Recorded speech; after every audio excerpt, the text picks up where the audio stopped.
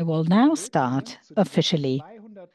Welcome to the 249th edition of Europe Calling. This is the first webinar in 2026, and it is already a blockbuster with over 5,000 registrations.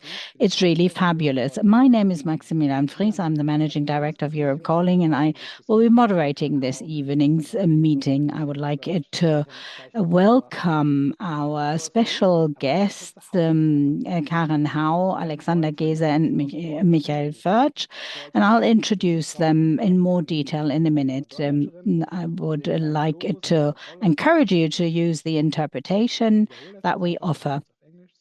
Welcome to this webinar episode of Europe Calling 249.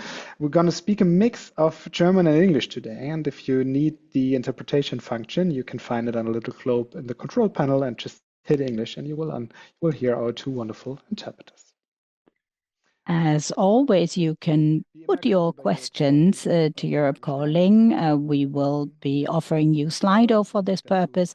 My colleague will be opening the channel in a second, and then you can also like the questions of others, rate them, and they will move upwards. And I think that'll be quite a huge challenge to reach the top of the list. Please also put your name to the question. I don't really want to keep saying anonymous user asks. As always, Europe Calling will be recorded and will be posted online on YouTube as a podcast afterwards. That's all for the announcement, and I would now like to introduce Karen Howe. She's an American journalist and currently writes for The Atlantic. Amongst others, she was a foreign correspondent for the Wall Street Journal in Hong Kong and a senior editor for artificial intelligence at the MIT Technology Review. She's here today because she published a book, Empire of AI, in 2025 and has been promoting it. It immediately became a New York Times bestseller. And now I would like to pass the floor to her so that she can introduce herself. Fantastic. Thank you so much, Max, and thank you to everyone for being here. I'm incredibly honored to be presenting this today. I am going to share my slides. Let's see if that works. Can everyone see that okay? Great. Did I successfully share the audio, Max? Well, we'll see that coming down. We'll see. No, I can't see it, but let's see. You can't see it. Okay, let me try that one more time.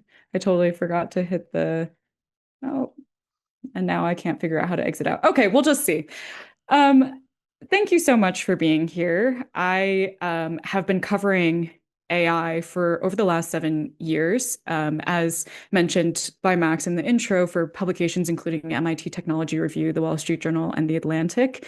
And I wanted to spend today giving you a preview of my book, Empire of AI, which tells the inside story of OpenAI and uses that as a lens to revisit the history of AI, the wide-reaching present-day impacts of this technology, and to argue for a different path for AI development in the future. I'm going to skip the corporate drama today. I encourage you to buy a copy of the book to read that and go straight into the most important question that courses through the book, which is how do we actually govern AI to maximize its benefits and minimize its harms? And in the context of this talk, what role should Europe play in that governance? So part of the challenge of talking about AI today is the lack of specificity in the term artificial intelligence. It's like the word transportation. You could be referring to a bicycle or a rocket, an electric train, a gas guzzling truck, and these are all different forms of transportation, but they clearly serve different purposes and they have different cost-benefit trade-offs. I think of AI in the very same way. It refers to such a wide variety of different technologies. So when we're talking about maximizing its benefits, the answer is not simply that we need more of the technology, but in fact, which AI technologies do we need more of? Which ones should we have less of? And how do we continue improving existing as well as designing new forms of AI in which the benefits outweigh the harms? I'd argue that the kinds of AI systems that dominate our headlines and our imagination today, large scale, general purpose, quote unquote, systems like ChatGPT represent the worst trade-offs in the portfolio of existing AI technologies. They exact an extraordinary cost on large swaths of society, and they accrue benefit to a tiny group at the top. And that's why I make the argument that the companies that are leading the development of these types of systems are empires of AI. They act just like empires of old. First, they lay claim to resources that are not their own, the data of individuals, the intellectual property of artists, writers, and creators. Second, they exploit an extraordinary amount of labor, both the workers who make a critical contribution to the wealth creation of these companies, as well as workers whose jobs get automated away by the technology itself. Third, they monopolize knowledge production. They bankroll most of the AI researchers in the world, and they end up censoring and controlling the research that those researchers get to publish to support the empire's imperial expansion. And you can think of this akin to if most of the climate scientists in the world were bankrolled by fossil fuel companies, we would clearly not get an accurate picture of the climate crisis. And fourth and finally, these companies justify their actions with a moral and existential imperative. They are the good empire on a civilizing mission to bring progress and modernity to all of humanity. They are essentially promising that they will bring us to something akin to an AI heaven. And if they lose to the evil empires that they are competing with, then instead humanity will end up in an AI hell. So my critique of today's dominant systems really boils down to this, their scale. What do I mean by scale? The size of the data sets for training a single AI system have dramatically grown, as has the amount of computational resources being used to perform that training. Both of these charts are actually in logarithmic scale. So we're not only just seeing an exponential increase in both data and compute, but we're seeing a far faster acceleration of that increase in just the last few years. Here's a different way of looking at it through OpenAI's technologies. So in the 4 years between 2019 and 2023, OpenAI scaled its GPT models by more than 10,000 times. That's 10,000 times more data, 10,000 times more compute. And in reporting my book, I found that in order to achieve that scale, OpenAI dramatically dropped its regard for intellectual property as well as its standards for data quality. So whereas OpenAI used curated articles and websites to train GPT-2, it started pirating books and it indiscriminately scraped the internet and transcribed YouTube videos against YouTube's terms of service in order to train GPT-4. And this is the same story for all of the main AI model developers. So if we were to summarize the harms of aggressively scaling training data, we have infringements on data privacy, the erosion of intellectual property, the perpetuation of an engagement-centric model of social media. We are increasingly getting evidence that companies are purposely designing their models to be more addictive in order to harvest more data from users. They also result in more polluted data sets, which then leads to the downstream harm of labor exploitation. Because once your data is polluted, you now have to deal with the problem of content moderation. And so in my book, I traveled to Kenya to meet with the workers that OpenAI contracted to perform this content moderation. And specifically, the workers were asked to build a content moderation filter that OpenAI could wrap around its models to block problematic generations from ever reaching their users.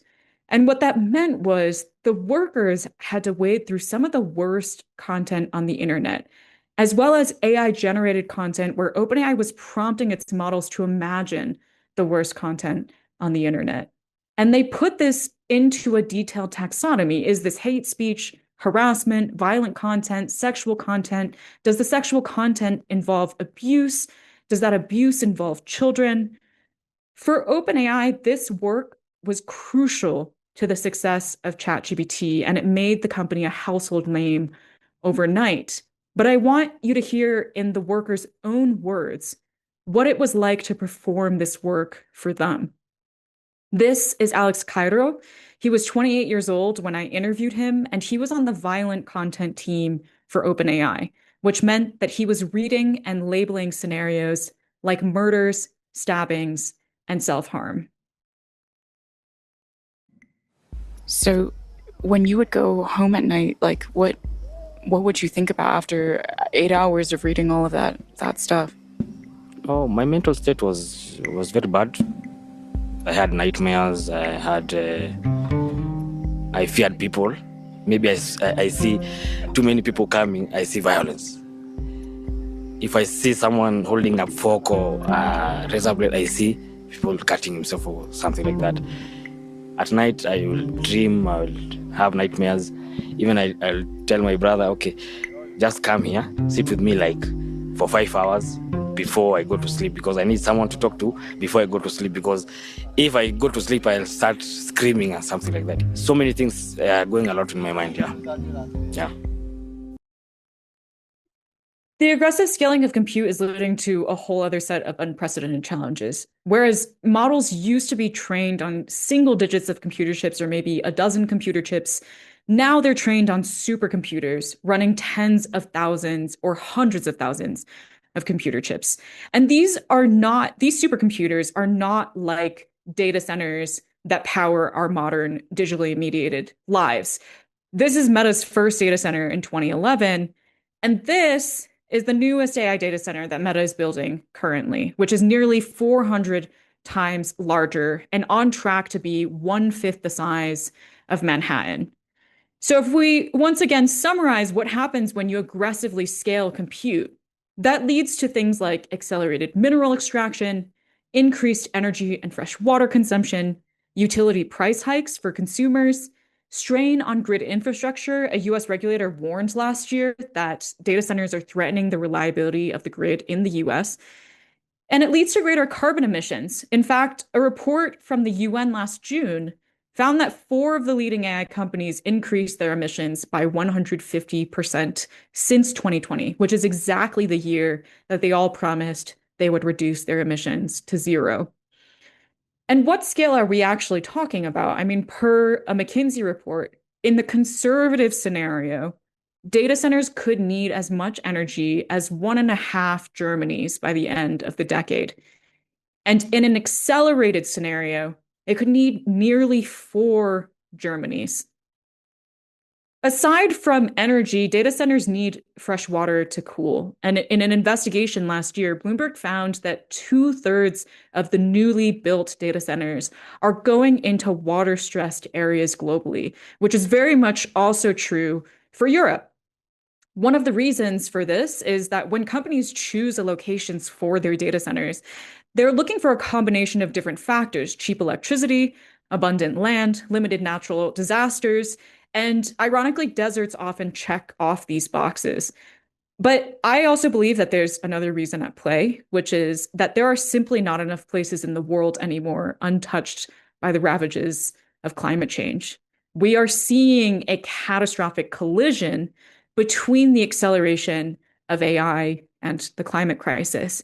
And in fact, here's a recent example of exactly this playing out in Spain. This is an Amazon data center campus in Aragon, in the north of the country. And in December of 2024, Amazon asked the Aragon government for permission to increase its water consumption at its 3 existing data centers by 48%. And Amazon wrote in its own application that climate change will lead to an increase in global temperatures and the frequency of extreme weather events, including heat waves, which is why they needed 48% more water. And this Guardian piece also quotes an expert who says that with 75% of the country already at risk of desertification, the combination of the climate crisis and data center expansion is bringing Spain to the verge of ecological collapse. And yet, last year, Amazon proposed 3 new data centers in this region, which are predicted to use more electricity than the entire region itself. Here's the extraordinary part. This scale is unnecessary. You do not need this degree of data and compute to reap the benefits of AI development.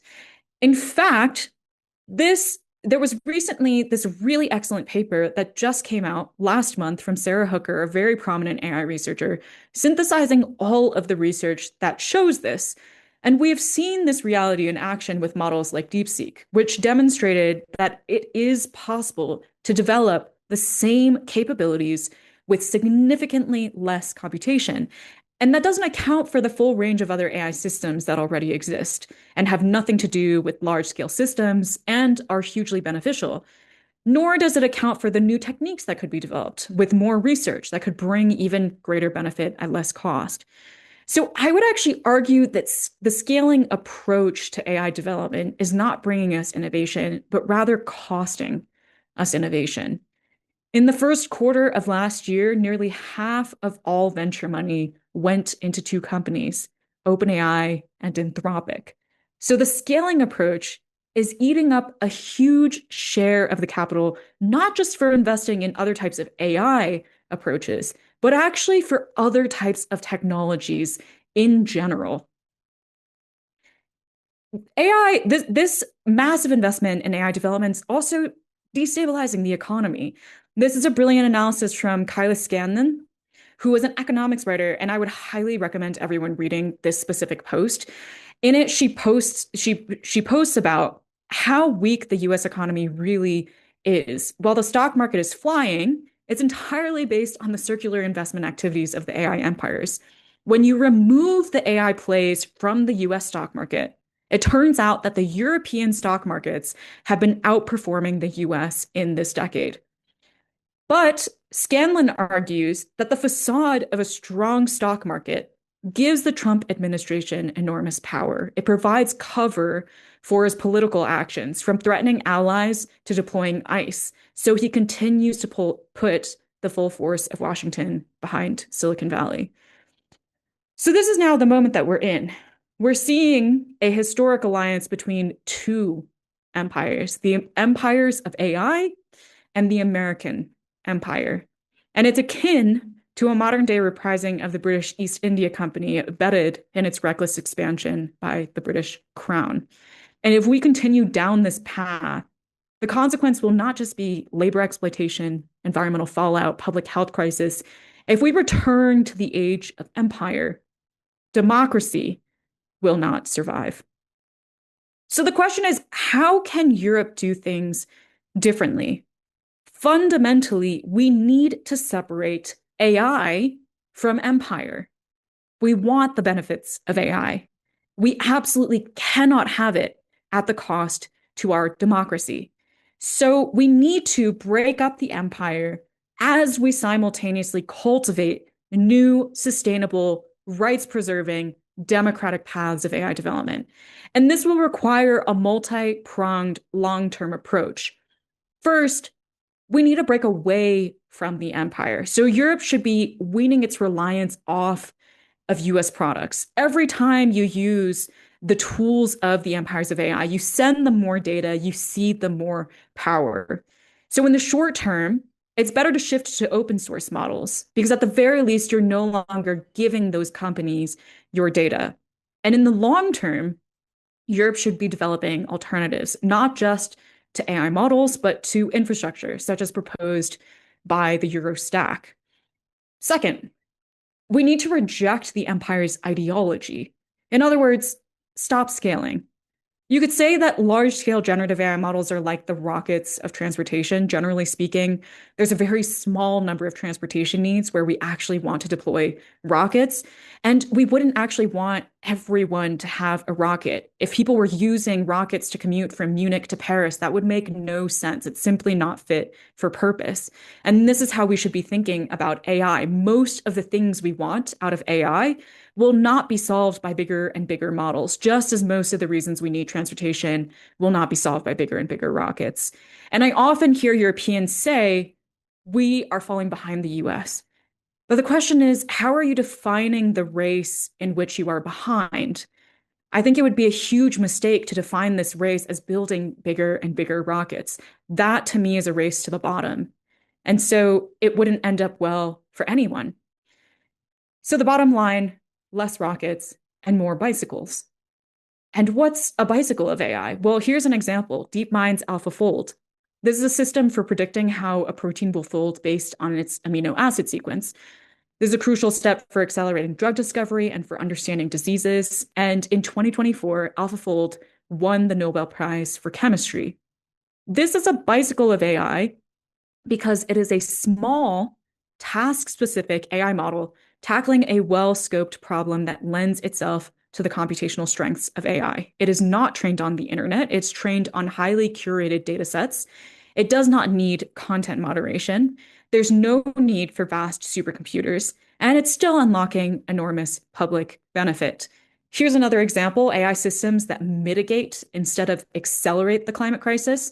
There's a nonprofit called Climate Change AI, composed of some of the top AI researchers around the world, that catalogs all of the challenges that different types of AI tools could help overcome. Transitioning away from fossil fuels, improving the energy efficiency of buildings, tracking emissions, optimizing supply chains, forecasting extreme weather events. And once again, each of these problems are well scoped, they're computational in nature, and each of the tools listed here are small, computationally efficient, task-specific AI tools that have nothing to do with large-scale generative models. Third, we want to break up the empire's monopoly of knowledge. In other words, we need to increase transparency across the whole AI supply chain. What data is being used to train these models? Where are these data centers going? How much energy and water are they using? Which AI applications are using which AI models in the backend? Unless we have visibility into each step of AI development and deployment, we cannot fully understand the capabilities, pitfalls, or impacts of these AI systems. And this is an area where Europe can play a role not just for itself, but for the world. The best lever for compelling companies to be transparent is legislation and regulation. And this goes to another thing that I often hear Europeans say, which is we've regulated too much. We need to deregulate.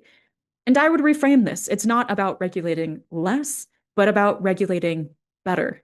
Where there may be some regulations, certainly, to roll back, the EU AI Act's transparency obligations, for example, for general purpose AI models, is crucial to keep and should be strengthened, in fact. And there are needs for more transparency requirements across the rest of the supply chain.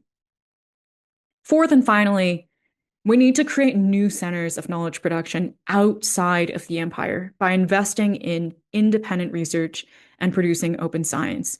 The empires of AI cannot be our only source of information, nor can they be our only source of imagination about the future. And this is another area where Europe can strengthen its own sovereignty while making a huge contribution to the world. Europe should double down on investing in independent AI research. And I know the EU is already making some strides in this regard. This will be an essential pillar to continue cultivating both research to improve existing AI systems, and even more importantly, to perform fundamental basic science research to understand what should go in this box. These pillars are also going to reinforce one another. The more transparency there is, the more clear it will be what the existing challenges are, which will help define the research agenda. And the more independent research there is, the more of a foundation there is to develop alternative AI tools and other parts of the AI stack to stop depending on US technologies. Is this going to be easy? Absolutely not. This is going to be a long-term project. And that is why we urgently need to start it now. So I wanted to end with a story I reference in the epilogue of my book, which I wrote in 2022 for MIT Technology Review. And this is a story that's always stuck in my mind because it completely expanded my vision for what an alternative vision for artificial intelligence can be. So the selfie at the bottom right here is of Peter Lucas Jones and Keone Mahalona. They are life partners that run Te Hiku Media, a nonprofit radio station in New Zealand that broadcasts in Te Reo Maori, the language of the Maori indigenous people. In recent years, there's been a big push among the Maori people to revitalize their own language because, like many indigenous peoples, they almost lost it due to colonization policies. Keone and Peter Lucas wanted to support this revitalization movement by opening up Tahiku's archive as a language learning resource for the community, where people could use an app to listen to the broadcasts in Te Reo and engage in an interactive transcript where they could click on words that they don't know and they could see translation. But to create the transcripts, they ran into a problem, which is they didn't have enough speakers proficient in Te Reo. So they realized they could turn to AI and build a speech recognition tool. This is where their process diverged completely from the way Silicon Valley develops AI. First, they asked the community, do you want this AI tool? And only when the community said yes, then they engaged in a public education process to explain what it would take to build this tool. And they started a community drive asking people to donate their data for training the model with their full consent. And because they were training a small task-specific AI tool, and because they had so much buy-in from the community, they were actually able to collect enough data within just a few days. And once they trained their model, they continued to engage with the community, checking in on how to improve the model, what kinds of resources they could use the model to build. And they created a process to ensure that if anyone else ever wanted access to their training data, they would need the consent of the community and they would need to sign a legally binding document to ensure that the data was not used in ways that harmed the community. This is the vision of AI we should be building towards. A vision that is community-driven, consentful, respectful of local context and history, a vision that uplifts and strengthens marginalized communities, a vision that is inclusive and democratic. We do not need empires, nor do we need the one-size-fits-all models that they're trying to peddle us. We should have bicycles of AI built like Tahiku, diffused broadly across communities and the economy. I hope if there's one more thing that you take away from this talk, it's this. Each and every one of you, regardless of where you sit, has an active role to play in shaping technology development, in resisting the empires, in fortifying our collective future. Because empires are made to feel inevitable, but history has shown us that when people rise, empires always fall. Thank you. Wow. Thank you so much. I mean, there are so many thoughts in my mind right now, but I want to, before I give to Michael, actually come back on one question, which I found when I read the book was really key in understanding, the whole idea of it. So you started off with why there's compute and there is data, so chips and data that need to be in there to get those models bigger and bigger and bigger and bigger. So why do those models need to get bigger? So what's the reason? What's the aim of it? Where does it need to be? So why become always bigger, and why do they always need more data? And like as you said, the darkest corners of the internet are now within those models. It's a really great question. And from a technical, if I were to answer it technically, you do not actually need there to be more data and for these models to get bigger and bigger, which is the paper that I referenced from Sarah Hooker, where she lists all of the different research that has demonstrated this. There are many different ways to actually advance the capabilities of AI without this kind of scale. But the companies chose the path of scale because it is essentially the intellectually easiest way to continue advancing at a steady and predictable clip, because they discovered that by simply using more data and simply using more compute, you can sort of guarantee, in a way, gains in the development of the models. That is actually now being challenged because as the models have grown to a extraordinary, unfathomable scale, we are starting to see that scale have marginal improvements. It is no longer leading to that same kind of linear improvement. But it really is like this, the scaling ideology is really driven not by the science, but actually by politics and economics and the business of these companies. And they have an aim, as you describe it, right? Because at the end of the day, they want to arrive at general artificial intelligence, right? So they want to arrive at this AI heaven with that as fast as possible. I mean, that is in terms of trajectory. Exactly, exactly. Yes. So they're all in this sort of quasi what I describe as a quasi-religious race to try and reach artificial general intelligence, which is this idea of an AI system that matches or even exceeds human intelligence, but is one that once again is not really rooted in science. It's a theoretical notion. No one really knows if it's possible, but that is what motivates these companies, this idea that they're on the path to building an AI god, and that they each individual company tells a story to itself about why they need to be the one that builds the AI god first. Yeah. Thank you very much. Exactly. So this was the feeling from reading it. This is really, so if you really fully understand it, I think you need to read the book. But I think this is kind of this idea of this trajectory where this is going. This really helped me a lot to understand like all the effects you were describing.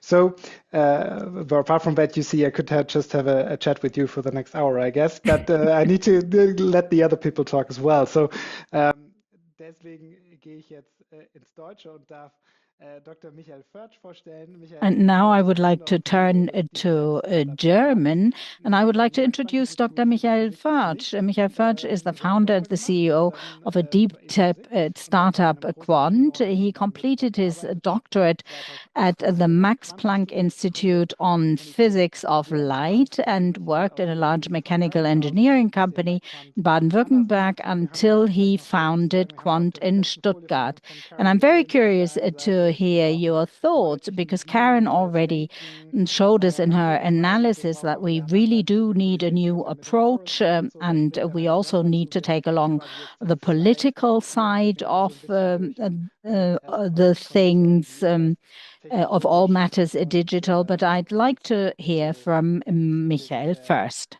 Let's go. Yes, thank you very much. It is really hugely impressive. It's also very impressive to see the number of participants, and I would like to actually call up the PowerPoint. Can you see my slides? And I don't hear Max any longer. Then perhaps I should not share the PowerPoint any longer. Now we're fine. Now we're good. The bad thing really is that when you're the second speaker, it's really not possible for me to talk to you in a controversial sense. I would like to perhaps understand my role as building the bridge between Karen and the European Union and the European role. But let me remind you that the per capita economic result of Europe and the US is interesting to look at because we are looking at a gross national product which used to be almost equal in the past. And then suddenly it took a diversion. And I think that is very important also to bear in mind that there's an economic interest behind all of this. And I would like to raise the question whether we can afford not to invest in AI and in technology. I do feel that we urgently need to invest in that technological field. And I would also like to provoke a little bit because the US is probably caught in an innovator's dilemma.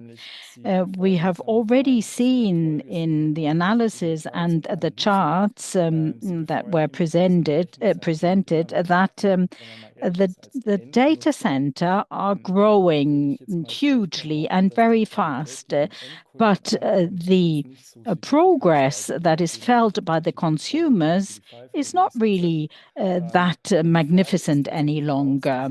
So the benefits are hardly felt by the consumers. And I think that we have a bit of a window of an opportunity here. And I would normally not shout out things very loudly, but I do think that perhaps a time is up for actually turning proactively to artificial intelligence.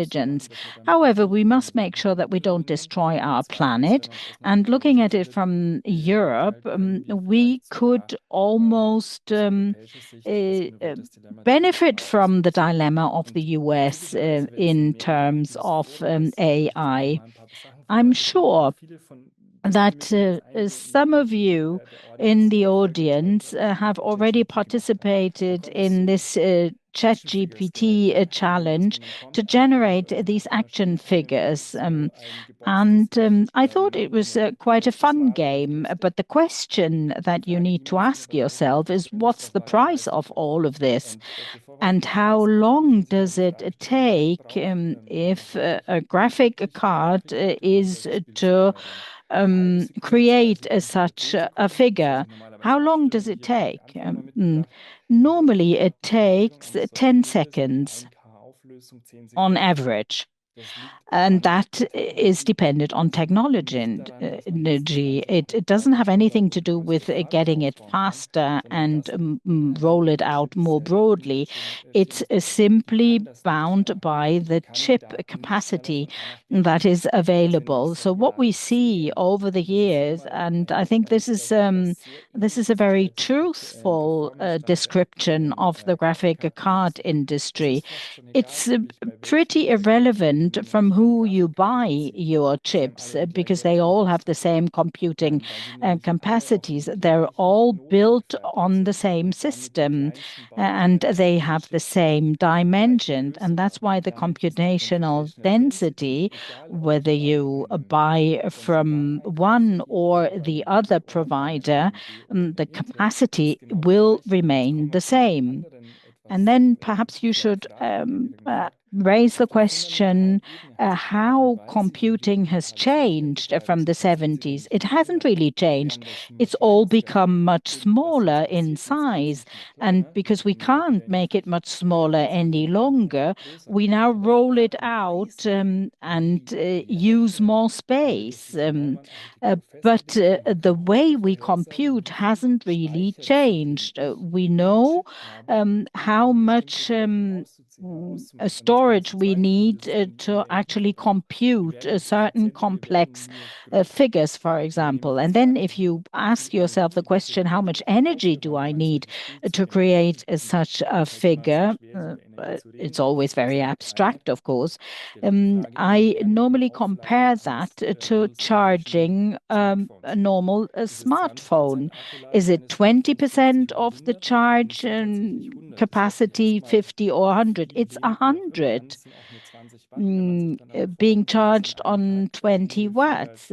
But 30 billion pictures are being generated for nothing. And it really costs us the energy consumption of an entire city. And the data centers really don't make any further progress because they don't save anything in energy consumption. So it's the fundamental truth that it all becomes much more difficult because of the high energy consumption. And it's a bit of a paradox.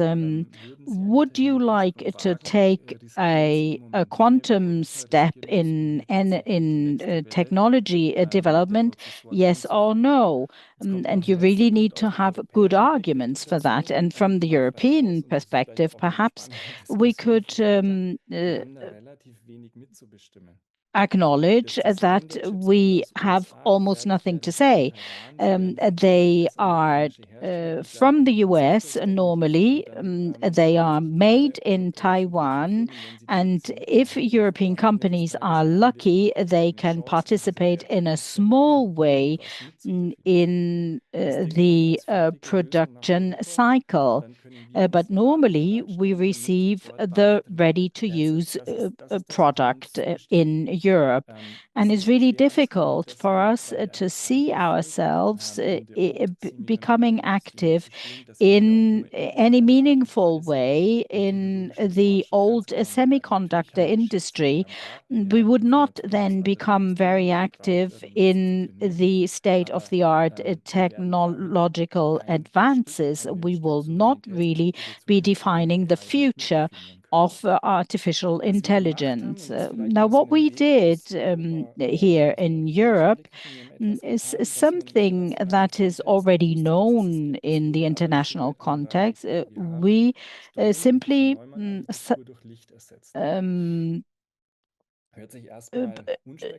replaced power, ordinary power, by light. And on the fundamental basis, this change offers a potential of sovereignty. We have built a pilot chip and a processor in Stuttgart. We have used a refurbished old production line for our photonic AI processor.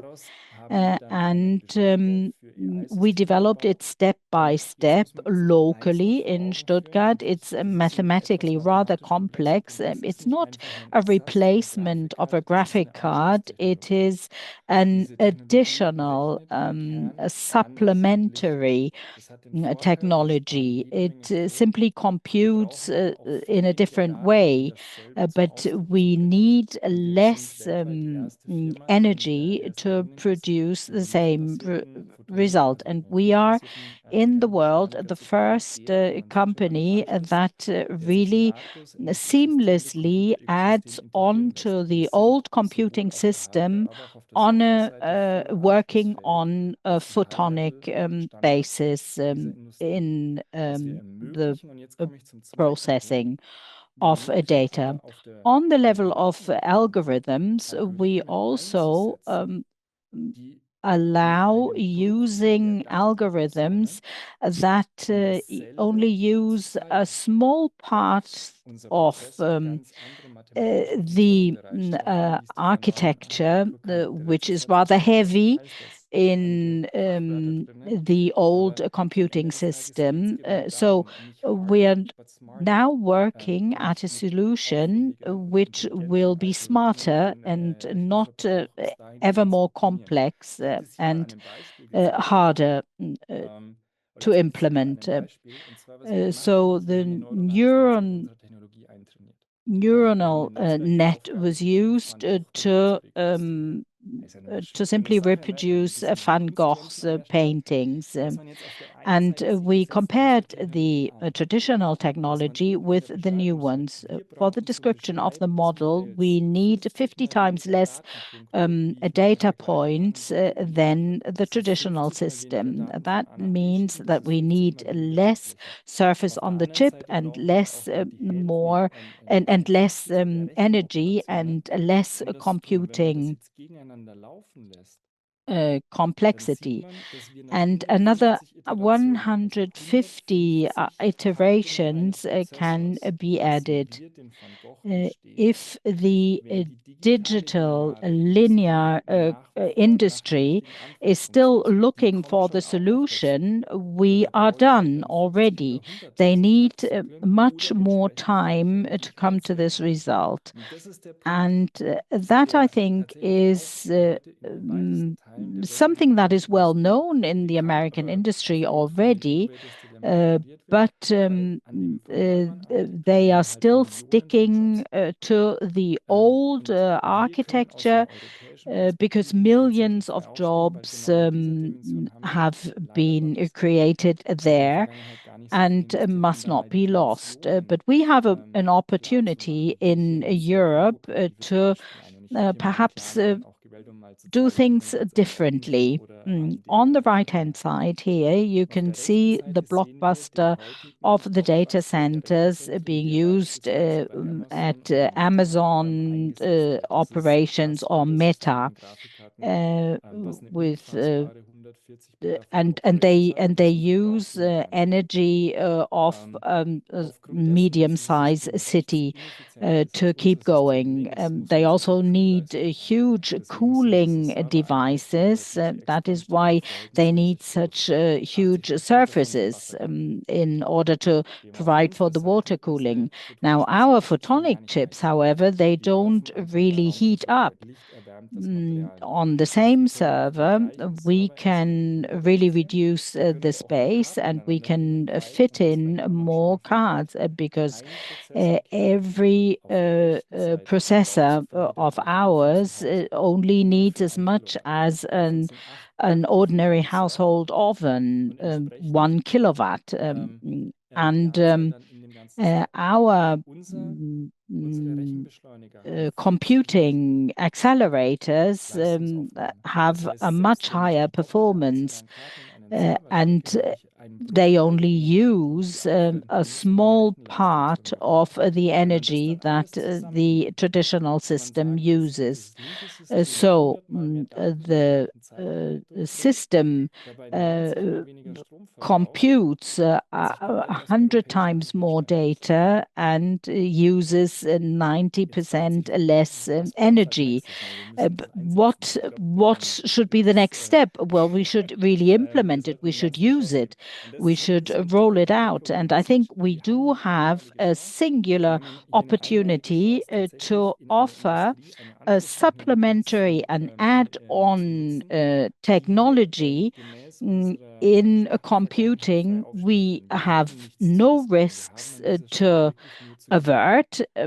We do have only an opportunity. Of course, it does take courage because the Americans have always used one particular technology, and this newly developed technology would really deviate from that totally. And Karen also started talking about opting for your own way. You should build your future. You shouldn't copy what the US does. We need our own future design, and we should also be willing to lead the way.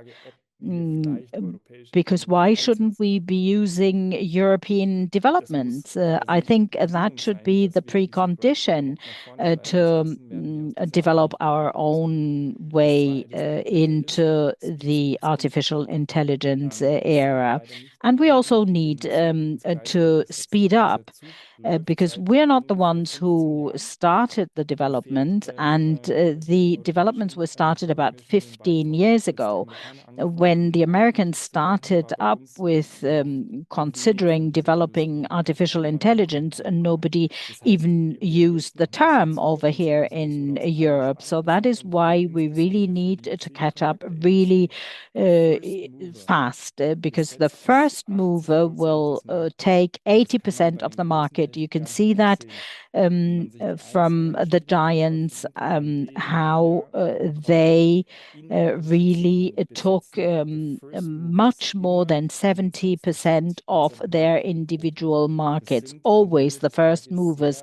And those are huge markets if those chips are accepted in the market. And for the political class, of course, the role would be to support this development, to allow for these risks to be taken, to set up financing programs for that. If a German company, for example, invests into artificial intelligence, they should first look around and see whether they could use European developments and innovations, because I need to, in the long run, control the whole stack. I should really be the owner of all the components, because otherwise, if I have another foreign element in there, uh, it would also dictate that. And that brings me to the end of my presentation. Thank you Wunderbar. very much. Vielen Dank dir. Auch wieder ein großartiger Vortrag. Auch wir haben ganz viele Fragen. Ich lasse aber die Fragen jetzt mal fürs Ende und gehe jetzt mal direkt zu I leave the Alexandra. questions now for the end, and we'll come to Alexandra. And for all who don't know you, I would like to present Alexandra Geese, a member of the European Parliament for the Greens. Alliance 90 in the European Parliament, responsible for digital policies, and according to Politico, she is one of the 10 Europe's emerging power players, has advocated for technological sovereignty, and was this crucial in the negotiations for the Digital Services Act, which is criticized at the moment, and is one of the initiators of Eurostax, which has the objective to make the EU technologically independent. She is in our board. Does a lot of jobs. Alexandra, please. Thank you very much, Max. Good evening. I'm one of the board members of Europe Calling, and I'm tonight very proud because what you do here tonight is really world class. So thank you very much, you two who have been speaking so far. It's very rare that we have so highly qualified specialists here who can talk in such an understandable way about artificial intelligence. So it's great, and I'm thankful that I can be with you tonight too. I'd like to go back a little, and I'd like to ask, what is artificial intelligence? Not in a technical sense, but in today's political practice. And in my experience, it's an infrastructure of power. The way I experience artificial intelligence, it is not technology, but power. Power over the knowledge, control over which knowledge reaches the people. And if you think how many people study at universities or in schools or in politics or in the economy, how many people use ChatGPT, which means that ChatGPT can decide which are the suggestions made to people, how they are weighted. You can see that it's an infrastructure of Mike Kevin Howe has already explained how big the AI bubble is actually, if you look and how far these companies invest in one another in order to get good prices at the stock markets.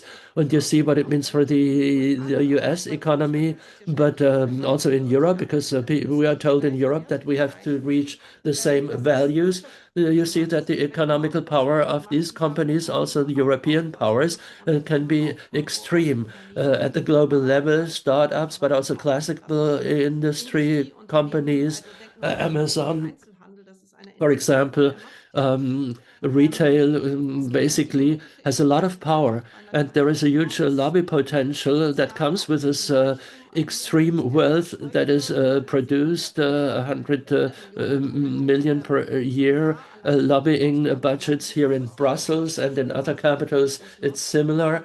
This all has an enormous influence on politicians, on people who have really power in governments, and who are continuously confronted with these influences, with this ideology, and then end up believing in this ideology that all problems can be used with AI. and then there are no European companies who can do the same thing. And we've just heard in the speeches we've heard that this is not true, that we do have European companies. All this is power, and the form of power with which I'm confronted here in Brussels is the political power, because we have a US administration at the moment which is really standing up for the interests of these companies in plural, because it's not only OpenAI. They really support worldwide and also towards Europe the interests of these big companies. We have heard about the sanctions against hate aid to persons of a Berlin organization because they represent victims of hatred in the internet. They cannot now not travel to the US any longer. Then also proceedings against the former EU Commissioner Breton, with whom I negotiated a lot during those digital politics negotiations. And in Europe, the Commission is called upon or forced to revise digital acts. We have digital services acts, regulations of digital networks, also powered by a lot of AI. And the threat is that if we don't do it, the US is not going to supply weapons to Ukraine, which they are not doing at the moment anyway, but they will be then become even more of an ally of Putin. So all this is political power. And then there is also the political connection. Karen mentioned it. The CEOs of all these companies were present when Trump's presidency was inaugurated. These are also examples of political power. And this means if AI is an example for power, and power has to do with sovereignty, also sovereignty of democracies, then the question is, how can we reclaim this sovereignty? And I think only if we build the technology in Europe and become independent of American, but also of Chinese companies. I don't know, Karen, if you want to say something as to Chinese companies. Because many say that China is more advanced than the US at the moment. We don't see it because we're not able to observe everything. But if the AI bubble in the US bursts, then it will be China's turn to take over the lead. So we have to get organized in Europe. It's really high time, I think. And together with others, about a year ago, I set up the Eurostack, a big initiative so that Europe can become technologically sovereign, especially digital technologies in Europe, that we build them ourselves. And where we cannot do it, we have to cooperate with the rest of the world, but in a way that doesn't make us dependent on them. We don't want to build up walls around Europe. No, we want the digital exchange with the world, but we cannot become dependent on others. We have to decide ourselves on our own rules for the digital world. And at least in large areas, we should build up the physical capacities of building these systems. Something which has been mentioned, public money for the industry. Especially in the digital area, a lot of money that the taxpayer pays goes into investments for American companies, because this is something we want to change in Europe, because the way the provisions are, if you want to participate in such procurement actions, is in a way that European companies have no chance. So this will be our battle. European Commission is backing us. The President von der Leyen announced this. Countries like France are very active, but the federal government is very reluctant, to put it mildly. So this has not become as natural as it should be. And there are also quite a lot of other legislative proposals which are in the pipeline, but you can imagine that the lobbies will be strong against which we have to fend. And sometimes here in Brussels, it is said that maybe we don't have a chance anymore, that the train has already left, that it's too late for us. And I think we've just heard that, yes, we have a chance. There are also different technology stages where you can maybe jump upon the train, and this is what we have to keep in mind. That's what we have to have to be attentive and have thereby decide what happens in Europe. Well, what is our vision for artificial intelligence, you may ask, if you look around in Brussels? And maybe I go back another step. We have been told that this very ideological aversion with artificial intelligence, which we heard with AGI now, is able to solve all our problems, climate change, cancer, all the diseases of humankind. But what we realize daily in politics and what the people also see is that we see pictures on X of naked women and children. That's what AI is used for. Many of those images which are generated are basically sexual violence against women and child abuse. So there is a lot of disinformation out there which undermines our democracies. And that means that elections can be massively manipulated. It already happens. And this is also one of the dangers, which Karen has also made clear in her speech. But it's important that we do not back away from this, that we don't get frightened and say, well, technology is bad, artificial intelligence is very dangerous, which is partly true. There are dangers and harm is already happening, but it's really important that we don't give up this area. It's very clear. We do not want to be part of the AI empire, so well described by Karen here in Europe. We would be at the periphery of the empire, which is never a nice place to be. And this means that now we have to see that autocracies invest a lot in technologies. China in a very structured way for decades already, and then countries like the US, which are basically democracies, but over there the concentration of wealth and power is such that the democracy suffers. And we, the real democracies, have to invest massively into these technologies too. How can we do it? I think we have to make clearer which are the desirable technologies, not for the companies. This is not what we should look at. No, we should think about how we as democracies can set incentives to get what we need in the field of the environment, the climate, medicine, effective manufacturing, for example, because we will have less water and natural resources at our disposal. So how can we set the incentives in a way that what is produced is also makes also sense for humankind and not only for a few men in the northern hemisphere.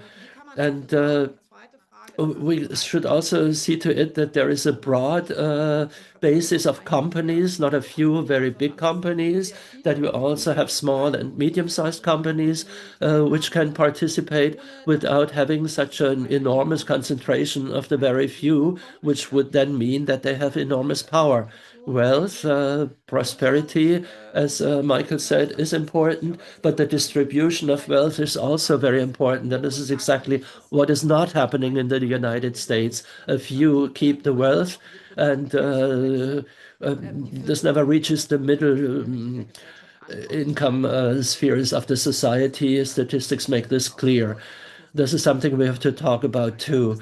And then we have to see to it that the companies obey the laws, which they often do not, these large companies, especially not in Europe. And then we have to see how we can use the technology to save the climate and protect our environment. And how can we see to it that the income generated in this way is distributed fairly? If you talk to people who are texters or graphic designers, you see that a lot of people are in a very dire situation. So this we have to change so that the whole of the society benefits from these technologies. But in order to be able to do this, we have to be brave, have to think bravely. We should not negate everything, reject everything, but we should also not just say, well, we have to catch up what China and the US have already done, because running behind those who are already a kilometer more advanced than you are is never a good idea. We have to see where we want to get to and have to invest accordingly. We have to see which are the technologies that exist, and then in a very focused way, but also on a broad basis, we have to create the conditions so that technology leaps can happen in Europe and that we can, thanks to them, strengthen democracy and save the planet. Thank you very much. Danke dir vielmals. Thank you very much. I'm switching to English so we can have our Q&A, our discussion now in English. So thank you all. As Alexandra said, this was really impressive, and we have so many questions, so we could probably spend the next hours trying to answer them. But I'm gonna start with one question that actually came up quite a lot, and that also Alexandra alluded to, and I want to give that first to Karen. So the question of China. So is China? And I mean, you've been correspondent you were correspondent in Hong Kong, so you know the place. So how is that?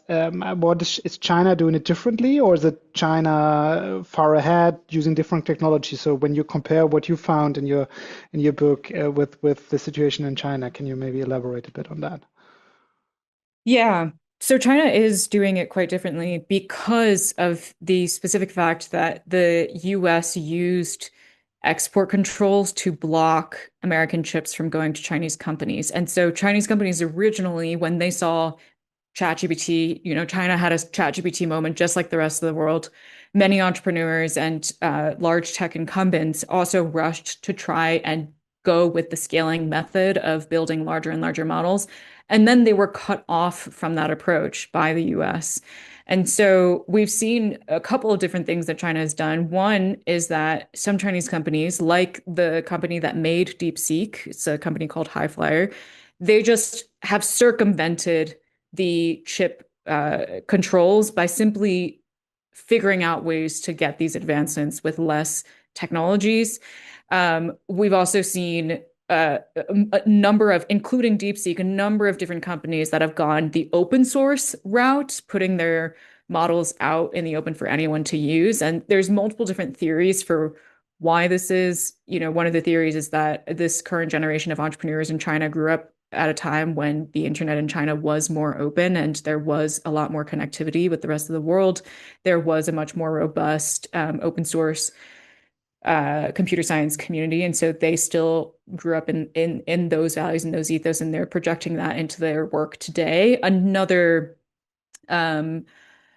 theory is that the government is also allowing them to do this because when you are a laggard, it is easier to eat the lunch of the forerunner by putting open source models out in the world. So those are kind of the two different divergent approaches that China's going for, and we've seen massive investments from companies and from the government into more native chip infrastructure, more native data center infrastructure as well, because China is also extremely intent on developing technological sovereignty all across the stack. They feel a lot of vulnerability that they were painfully reminded by when the US exerted the chip export controls. And so they've been, on a long journey to try and shore up all the different ways, all the different choke points that the US could have over China. Obviously, there are many different things within China that's happening today that are extremely concerning. But there are, I think, some interesting lessons to be learned for Europe from the way that Chinese companies have really focused on investing in different approaches to AI development in ways that are more relevant to their personal context, that are able to do the same things with less resources. Thank you. Maybe getting Michael in here as well. So, when we talk about, export controls and chips not being as available in the US, would that also be something or is it something that you find in your technology and the interest from China as being something different, or would basically your technology fall under a similar export control? So how do you see that in terms of your interest in China and the role there? So what I think in terms of export control, we are not making a fundamental difference here because from the top level view, we are, by the way, Max, you're frozen. Hope you're still here. We're not falling in different categories. There you are again. But let me, so in general, I'm a bit more impressed by what China has accomplished. So maybe especially in our photonics-based compute technology, we see a lot of action going on in China, including, but they're thinking it holistically from the material stack to the entire software ecosystem. And we actually see that the interest in partnerships, at least in our domain, is growing. So the waving hand or the shaking hand or the collaboration hands, the offering, they're there. There is actually no month where we are not engaging with a more Chinese-based company to evaluate whether we could go on joint action. Of course, there's always this feeling, okay, would it end in the end? But technologically speaking, the way how Chinese currently develop deep tech is truly impressive to me, I must admit. And I would sense that they think not just in one direction, they sense, especially in the context of AI, and this was also what Karen said, because of the scarcity of limited access to these graphic card chips, they were forced to think in different directions, developing alternative models. And this thinking became their new narrative. So they're exploring models way outside the typical standards, and also because of they were cutting away from the extreme UE technology, they had to think about how to get performance out of computers without having access to the latest node technology. And this all condenses together that, in my opinion, they are way more creative and come up with unique solutions that, on the one side, push performance, may it be on the development on the software, but also on the hardware stack, in combination with still being top notch at the end product. So it's really impressive what's happening in China. Yeah, it's interesting because it basically shows that also the narrative from the Valley narrative in a way is not the only way of doing this, and as in a practical example. So that's it's very interesting. So I want to go in now with the top question. Here, the top voted question from Hans Jörg. He asked, is there any way for citizens to influence harmful forms and influences systems of AI to curb the excesses of it? And I found that very interesting because there are also other questions, for example, about a French AI company, Mistral, that are doing things. And also, when I remember reading Karen's book, there was also the discussion, for example, that part of OpenAI researchers were very concerned about safety and the way business would do, and I were actually moving out of the company quite forcefully, and then founding what is now Anthropic. And you mentioned in the beginning that Anthropic is getting like the half of the funding, or like the second part of the funding now. So how do you see that as when you are a citizen and you think about now I'm using GTP to do my stuff, but after that talk I really don't want to use that anymore. So it's if you look at the alternative, is there a best case? Is there a positive example of things that are commercially available where somebody could just say, no, from tomorrow on I use this? I know we are bordering like advertising things here, but I think that's an important everyday question. Yeah, so I think there are a lot of different things that individuals can do to resist the empire, so to speak. The way that I think about it is that there is the whole supply chain of AI development involves all of these different stages that can be points of pressure that individuals can apply to the pillars that uphold the empire. So they need a lot of data, and we've seen a number of artists and writers, for example, sue the companies over the seizure of their data, their intellectual property by these companies. That is using litigation as a form of pressure to try and move the needle on the data front.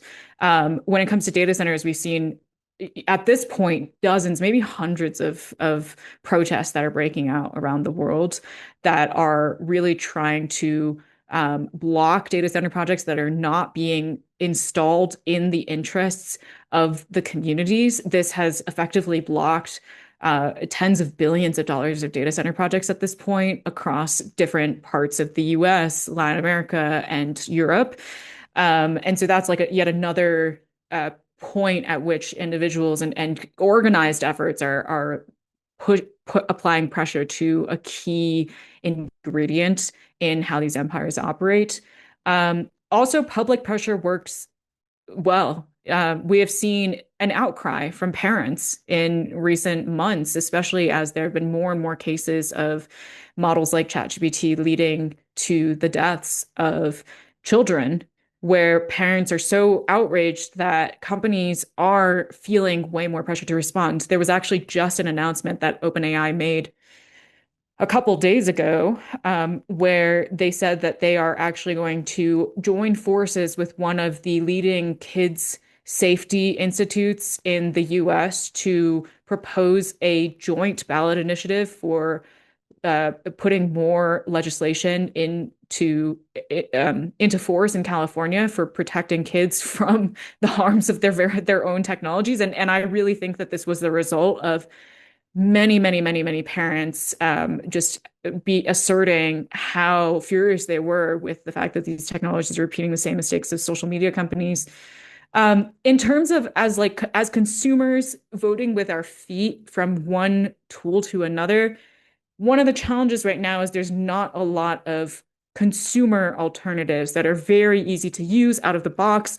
And so that's something that I think we need to see more development of. And this is where European companies can step in and be the alternatives for ChatGPT and for Claude. I would not consider Anthropic to be any better than OpenAI in that they are also engaging in this very harmful scaling approach and trying to chase the creation of an AI god.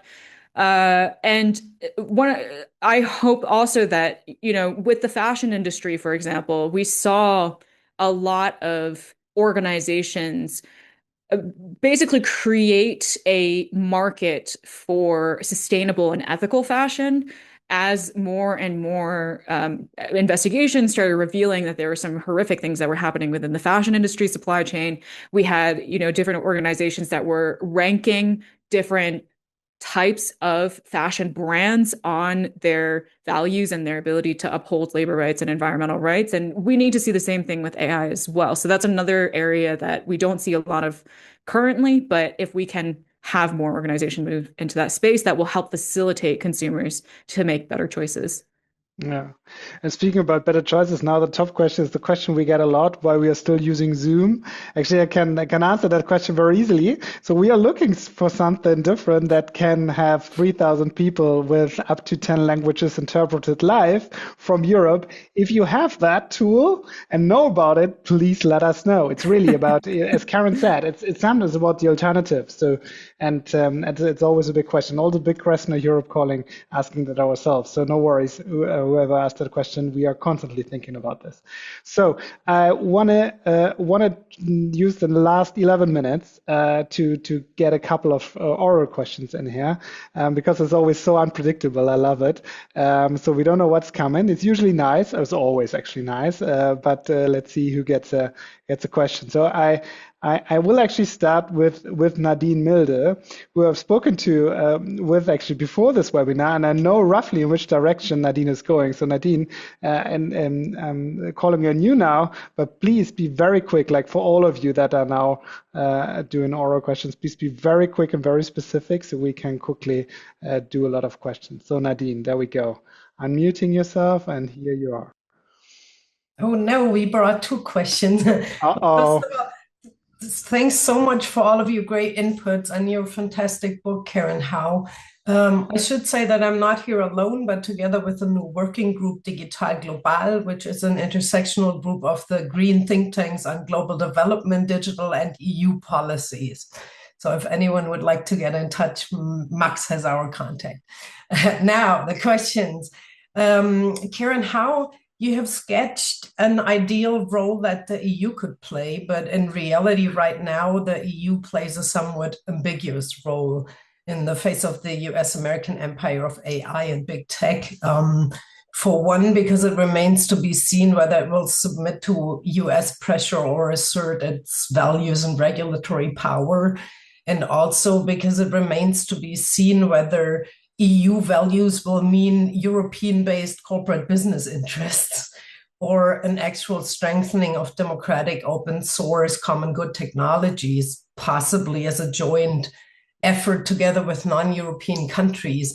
So what would you say is the current role of Europe in or against AI tech imperialism?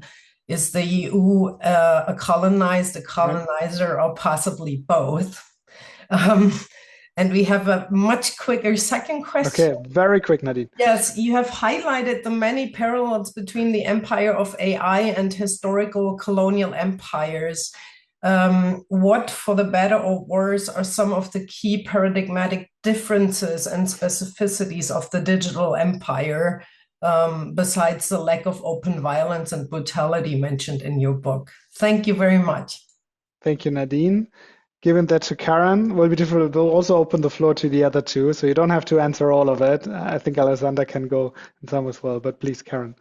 Yeah, I guess very quickly, to me, part of the reason why Europe is in this ambiguous moment at the right now is because there's this narrative being asserted that I think asserts a false dichotomy between progress and safety.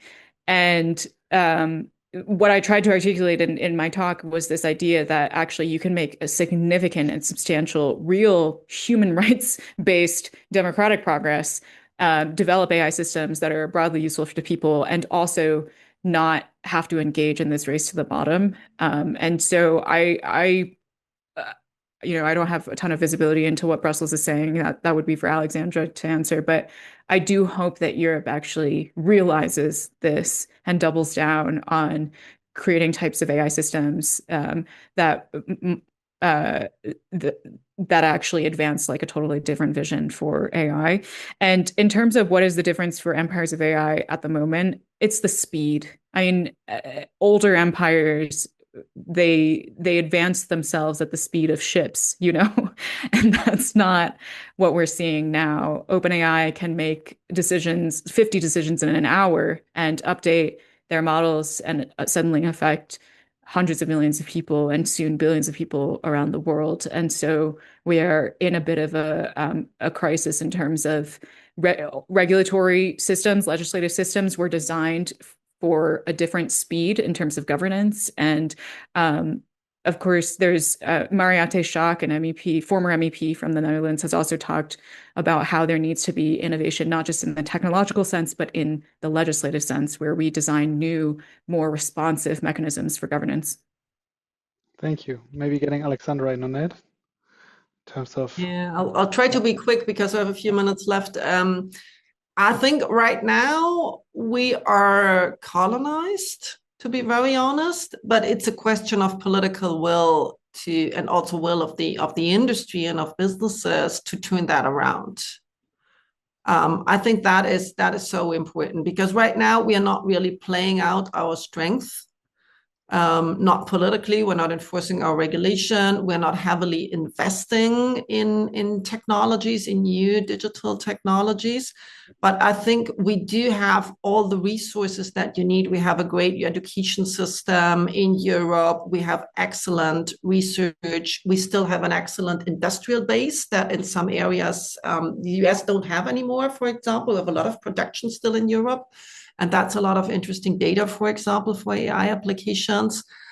And we have very strong democratic institution. And I hear an increasing number of US companies who are very worried about the loss of rule of law in the US, because in the end, that becomes a problem for corporations as well.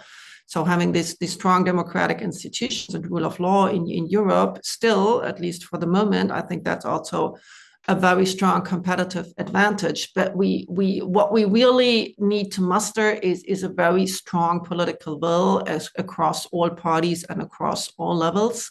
And I'm working on it. I think it's advancing. In the last year, there have been really, really big steps in the right direction. But it's definitely not done yet. And this is where we need people as well. It's not only about what kind of choices do you make in your daily life, but it's what kind of political voice do you use, what kind of contribution do you make to political debates, and asking for technological sovereignty in Europe and prioritizing this area. I think that's also something very important that everybody can do. Thank you.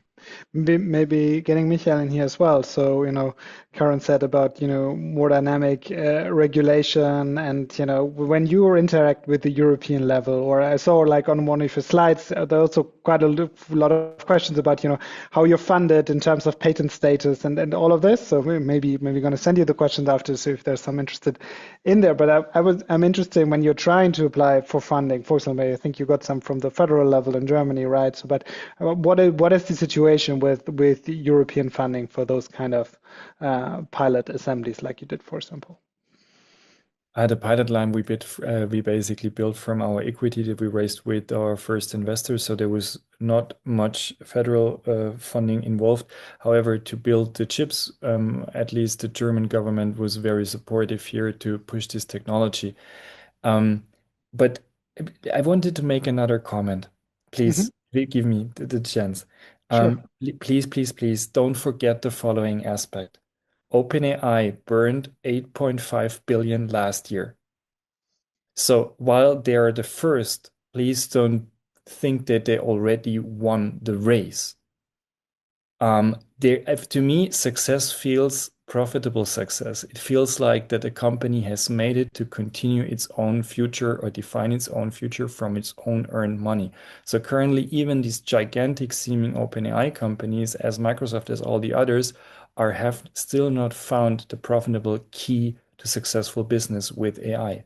And this is still the point that Europe can make.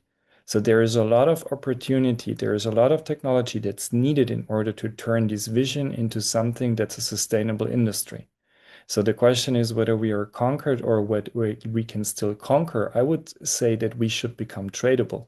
They have aspects that we need to the future, but we should have goods, chips, software, ecosystems that we can basically offer them as tradable replacements for what they have built in the past. This should be our mission. This is something very important to me because it seems like that there is this gigantic US and they already everything and we should go home and whatever. No, they have not won. They've been first, but they're still bleeding money. And this is our chance to get something on par, eye level in that game that gives us a tradable future from because it won't be the US or Europe. It has to be jointly. That's clear. But currently we are often shocked by how the US communicative wise also dominates this game. And this is something we should just ignore, keep on our mission and build something. Yeah, great. Thank you. Would still want to, well, we have not much time left, but I will just give the floor to Birgit Hubert, who kind of was raising her hand from the very beginning. So Birgit, if you, wenn du sprechen magst, if you want to ask a question, a quick one, you're gonna have the last word. Du hast das letzte Wort. Auf Deutsch oder Englisch, ist egal. Birgit? Jetzt klappt's nicht. Dann nehme ich noch Agnes dran. One Citizens I want to do. Agnes, du könntest dein Mikro jetzt freischalten und eine Frage stellen. So. Nein, das dauert dann jetzt zu lange, dafür haben wir keine Zeit. Dann will ich noch eine letzte Abschlussfrage machen. Und zwar, wenn man sich mit dem Thema beschäftigt, kommt man sehr, sehr nah dran an das Thema Bubble. Also sind wir jetzt gerade, sorry, I need to switch language again, sorry.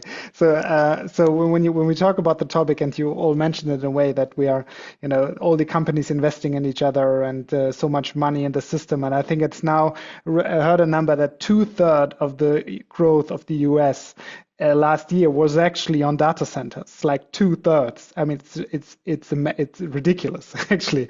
And so, is that what is your feeling? We didn't do a quick round and then we close. It's like, are we just a month away from like a bubble bursting, like the dot-com bubble burst back 25 years ago with serious consequences for like the world economy essentially. So what do you think? Is that are we in the middle of a bubble about to burst, or is that gonna carry on a long time? So I'm gonna do Michael, Alexandra, and then Karen. Thanks a lot. Yes, we are in a bubble and there will be a correction. Don't ask me when it's going to happen because in that case I would be a prophet. But it's not like the dot-com because there is way more substance in this AI and there are too many industries involved. And this is the big differentiator to the dot-com crisis that we've seen where companies were built with nothing. That's not the case here. But yes, I expect that there will be a financial correction on the stock market because the values of the companies are not matching to their actual profitable business case. Thank you, Alexandra.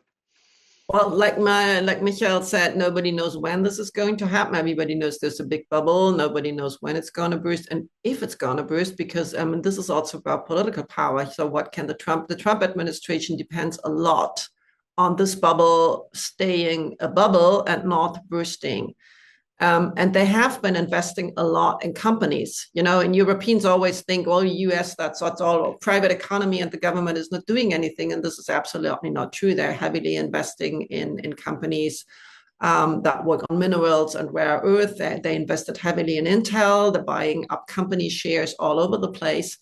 So what are they going to do to bolster this kind of bubble and keep it from bursting? I think that is a more political question. And this is why nobody can answer the question, when is it going to burst? Because we don't know to what length the government is going to go in the US to keep that bubble how do you say that, keep it existing. So we don't know, but I think the more interesting thing would be also to get European economists to point that out, to calculate it, because I'm a little bit sick of hearing, GDP per capita in the US is so much higher than in Germany, when that doesn't consider the contribution of the AI bubble. So if you correct it, probably the American economy looks very differently. And also it doesn't consider the cost of living, because that's a thing that really just puts pressure on us in Brussels and also in Germany. I hear a lot of German businessmen and entrepreneurs saying, yeah, but the US, people are so much richer. And this is absolutely not true. The quality of life is so much worse in the US. Purchasing power is so much worse. People spend half of their salary on healthcare. And realizing that our economy is not doing as badly as many people think, that we do need to invest in innovation and we do need to do things, but we also need to believe in ourselves. And that is very important. And this is why it's so important to speak about that bubble. But when it's going to burst, nobody knows. Thank you. Karen, the last word. Maybe Karen knows.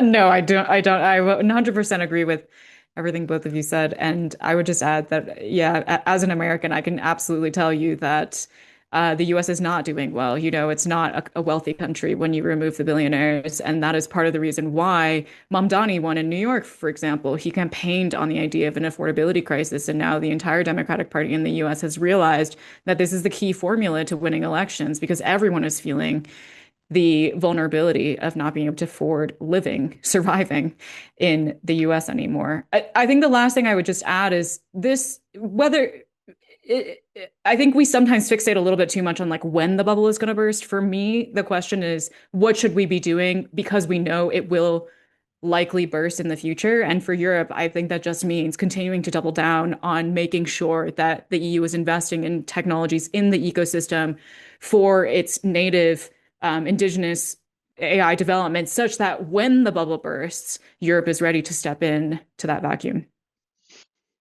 Thank you so much. That was a very great final word.